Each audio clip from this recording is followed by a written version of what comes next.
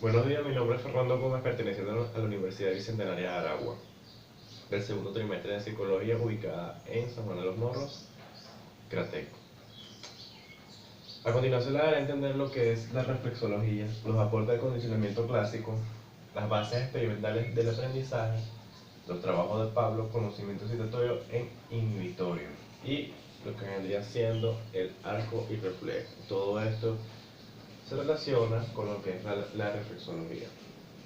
Bueno, la reflexología, mejor conocida como terapia zonal, es la práctica de estimular puntos sobre los pies, manos, nariz u ojeras llamadas zonas de reflejo, basada en la creencia pseudocientífica de que ese masaje tendría un efecto beneficioso en un órgano situado en otro lugar del cuerpo humano.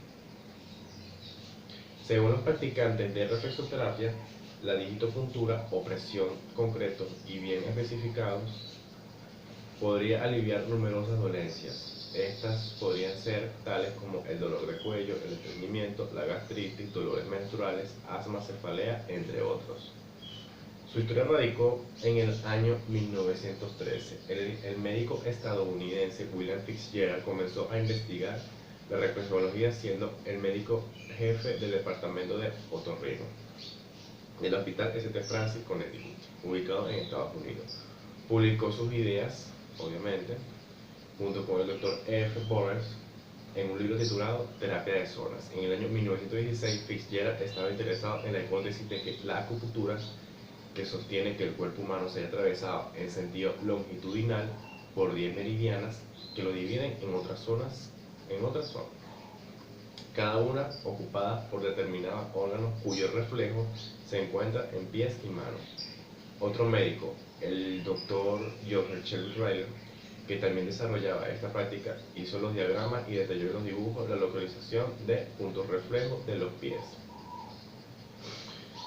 En la actualidad, los seguidores de la reflexología sostienen cualquier mención a un masaje de pies, ya sea alguna figura del antiguo Egipto, en el Renacimiento o etc. Esto viene siendo no es un mero masaje de pies, sino una terapia reflexológica. Sus críticas fueron varias. En general, era con la medicina científica, que consideraba que la reflexología se basa en premisas que no están comprobadas y que van en contra del conocimiento científico sobre la psicología humana.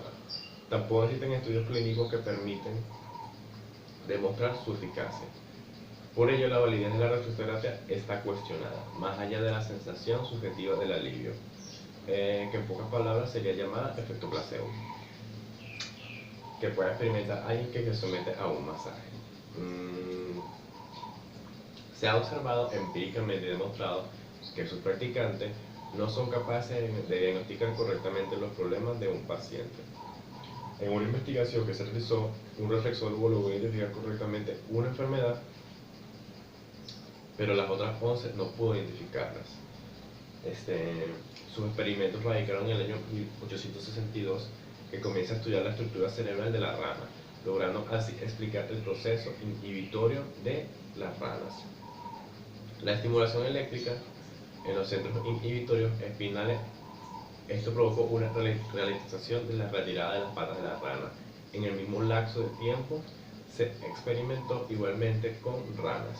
Consistía en introducir las patas en ácido y medir la rapidez con la que eran retiradas.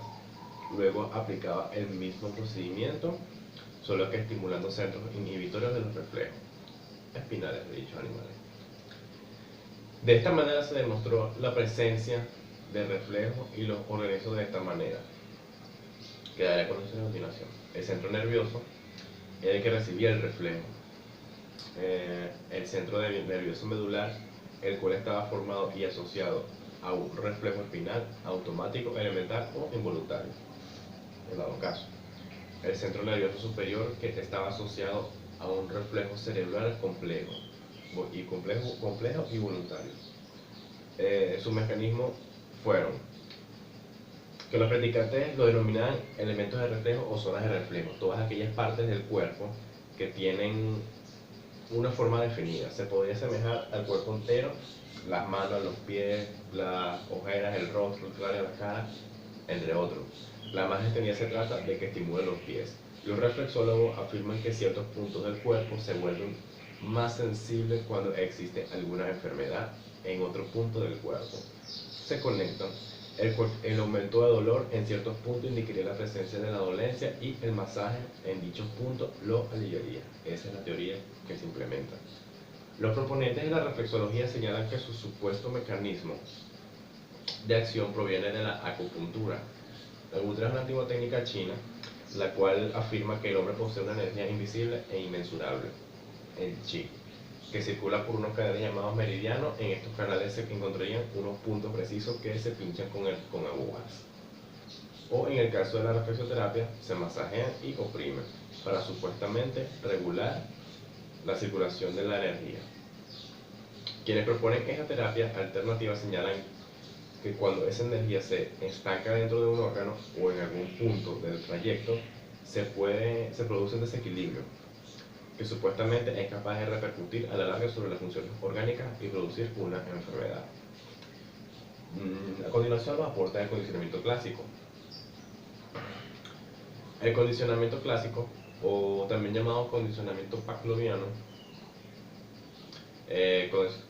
condicionamiento respondiente de estímulo-respuesta o aprendizaje por asociaciones. Se resume con E-R. Es un tipo de aprendizaje asociativo que fue demostrado por primera vez por Iván Pavlov. Este ideó unos experimentos con perros que son la base del condicionamiento clásico. Los experimentos, él mismo se dio cuenta que al ponerle comida a un perro, este salivaba. Cada vez que le pusiera comida, Pablo hacía sonar una campana, de modo que cuando el perro escuchaba la campana, asociaba el sonido con la comida y así salivaba. Así el perro estaba dando una respuesta, en este caso que era la salivación, a un estímulo que era la campana. La próxima vez que escuchara la campana, independientemente si iba unida a la comida, el perro empezaría a salivar.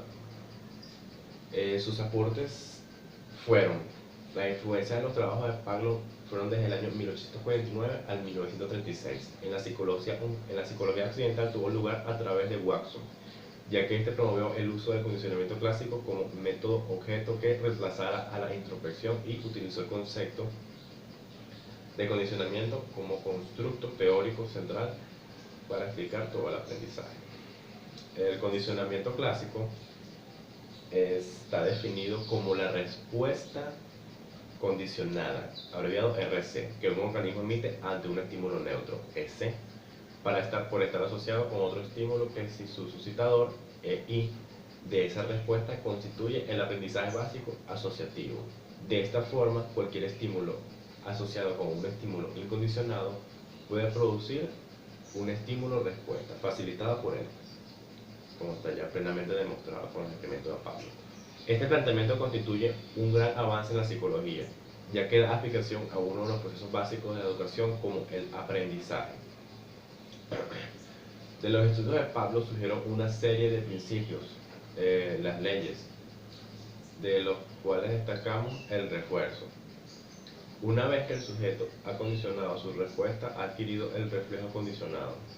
Su aprendizaje quedará reforzado con una aparición de estímulo que dio origen a la respuesta. La recuperación espontánea, otra de las leyes, una respuesta extinguida se recupera de cierta manera o medida espontáneamente, lo confirma que puede haber inhibición del aprendizaje, sin que ello suponga la pérdida del mismo. La generalización, una vez obtenida, la respuesta condicionada no se limita exclusivamente al estímulo que la provocó, sino que además se dará ante estímulos parecidos de dicho caso. La discriminación, el condicionamiento y refuerzo de un organismo para que responda a un determinado estímulo y no otros, capacita para una discriminación entre ellas. El condicionamiento clásico tiene, por tanto, un valor práctico en los aspectos emocionales de la conducta, en cuanto a la adquisición y cambio de actitudes. Un ejemplo sería, en el aula es muy frecuente el condicionamiento de carácter emocional y afectivo. Pero al momento de introducir un niño se produce sentimiento, de aversión, de miedo, de ansiedad y o malestar determinados elementos del entorno escolar se asocian con estímulos que generen sentimientos negativos, basado en lo que dijo Hernández en 1984. Las bases experimentales del aprendizaje por reforzamiento son las siguientes. El condicionamiento operante, llamado también instrumental y hoy día análisis experimental de la conducta, abreviado AEC, se puede definir de la siguiente forma. Es la teoría psicológica del aprendizaje que explica la conducta voluntaria del cuerpo en su relación con el medio ambiente, basados en un método experimental del mismo.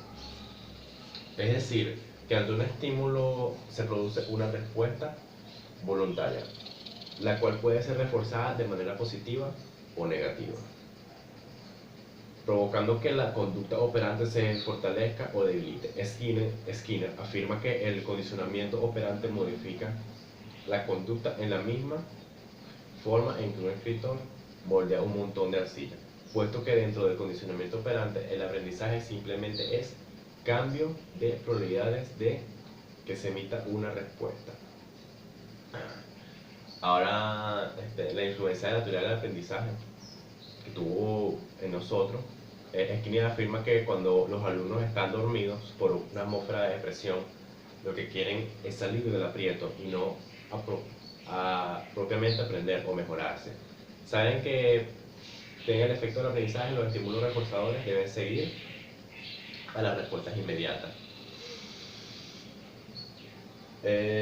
Como el maestro tiene demasiados alumnos y no cuenta con el tiempo para ocuparse de la respuesta de ellos, uno a uno tiene que reforzar la conducta deseada, aprovechando grupos de respuesta.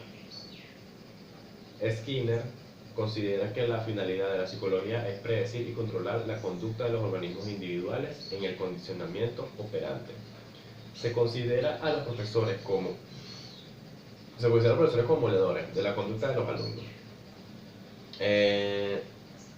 Aplicaciones, ejemplo, de la misma teoría del reforzamiento. El aprendizaje por reforzamiento es el aprendizaje en el cual es nueva para el organismo, que aumenta su frecuencia de aparición luego de recibir algún estímulo reforzante.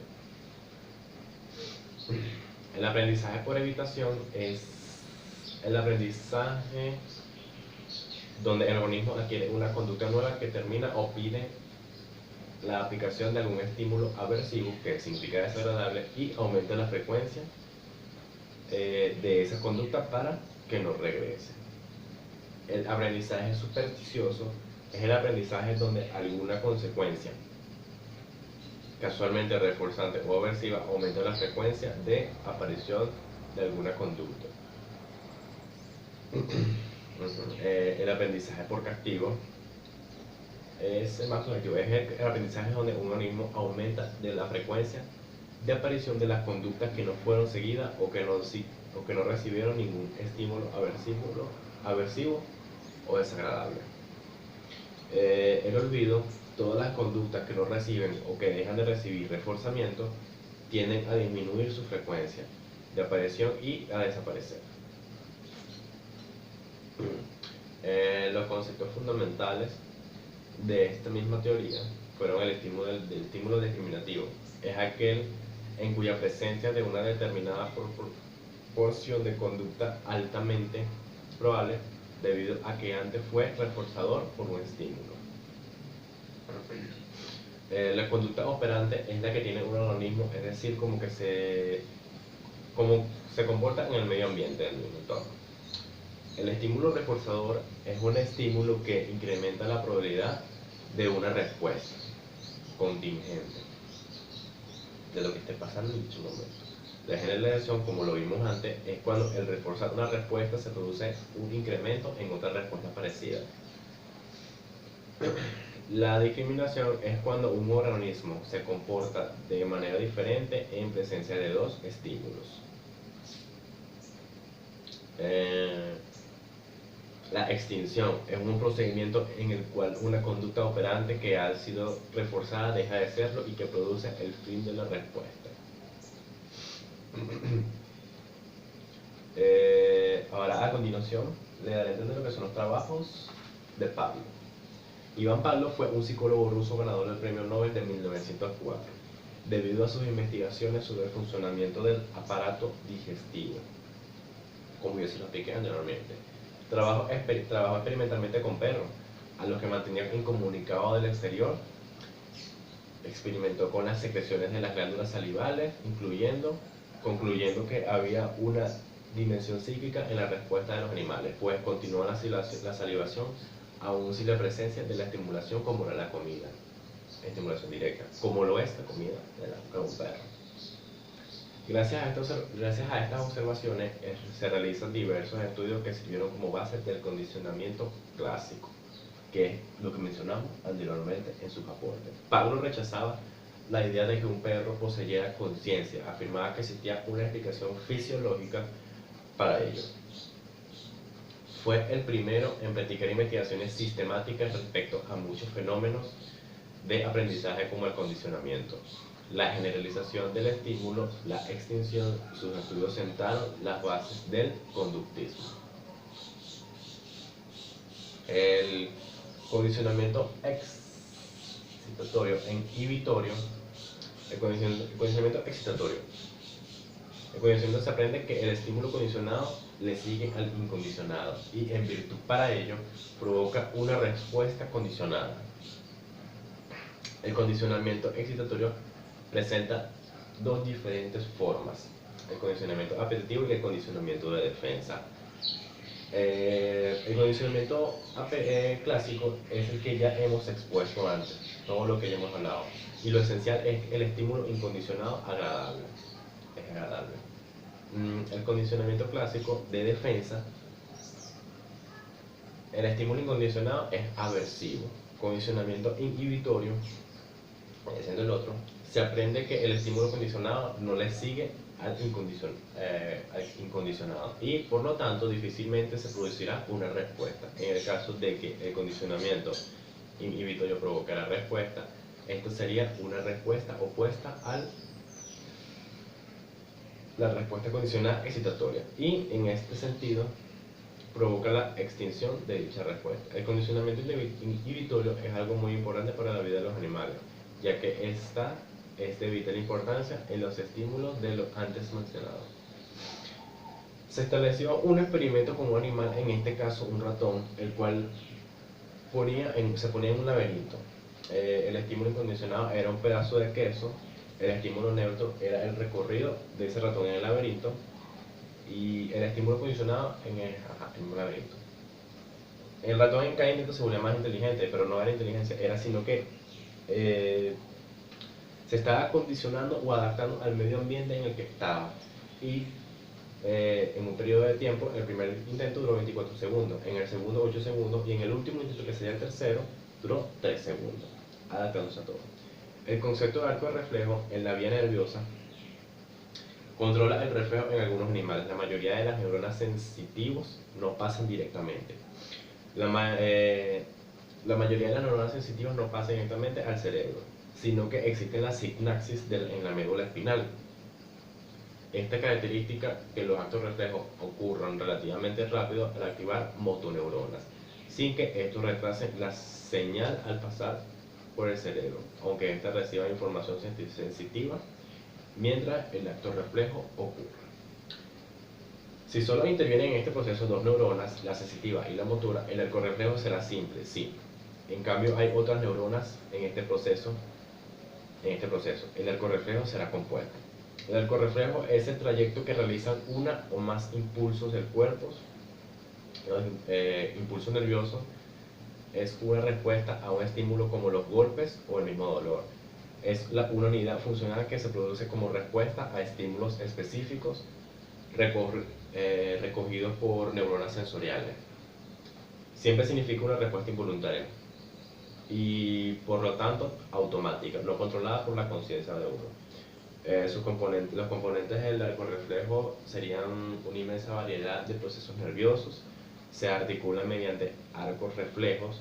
Estos constituyen la unidad básica de la actividad nerviosa, integrada debido a que él pueden encontrar todos los elementos básicos de la función del sistema nervioso. Cada uno de nuestros circuitos o rutas de transmisión de impulso nervioso consta de las siguientes componentes, que daré a conocer a continuación. El receptor sensitivo, estructura especializada en la transformación de los estímulos en impulso nervioso, que puede ser integrado en el sistema nervioso central, abreviado SNC. Estos pueden ser varios tipos como mecanorreceptores y quimioreceptores, y también los fotorreceptores. La neurona sensitiva o eferente capta la información y lleva el mensaje a la médula. La interneurona se encuentra en los centros integrados y conecta a las neuronas sensitivas y motoras. La neurona motora o eferente lleva el impulso de la médula hasta el efector. El efector es el órgano encargado de efectuar una respuesta, músculo esquelético liso, cardíaco o glándula. No se puede confundir el arco reflejo con el acto reflejo. El arco reflejo es el conjunto de estructuras y el acto reflejo es la acción que realizan estas estructuras. Para comprender las características morfofuncionales de este importante sistema, es necesario conocer las particularidades del arco reflejo autónomo y sus diferencias con el somático, en los componentes aferentes e intercalando ambos arcos muy similares. Sin embargo, el componente eferente es el que presenta las mayores diferencias con respecto al arco reflejo somático, el que está constituido por dos neuronas. La primera está situada en núcleos intermedios laterales de las astas laterales de la sustancia gris de la médula espinal, o en núcleos autónomos a nivel del tronco encefálico, relacionados con nervios craneales, pero siempre dentro del sistema nervioso central. La segunda neurona está situada periféricamente en los ganglios autónomos de uno u otro tipo, paravertebrales, prevertebrales, preorgánicos. De esta forma, entre el centro nervioso autónomo y el órgano efector existe un ganglio que, dado la vía eferente constituida por dos tipos de fibras, una situada antes del ganglio, la preganglionar, y otra a partir del ganglio, la postganglionar. La exploración de los reflejos radica entre los reflejos que se exploran con más frecuencia está el rotuliano, un reflejo similar en codos y tobillos.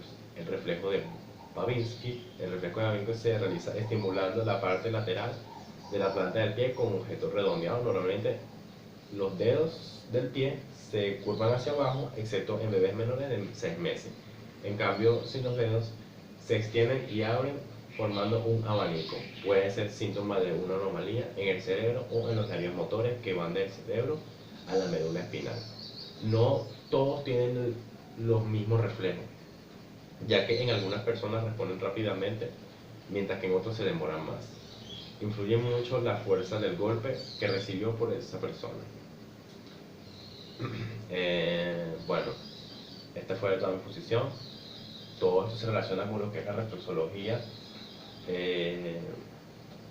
Más que nada, gracias y que pasen buen día.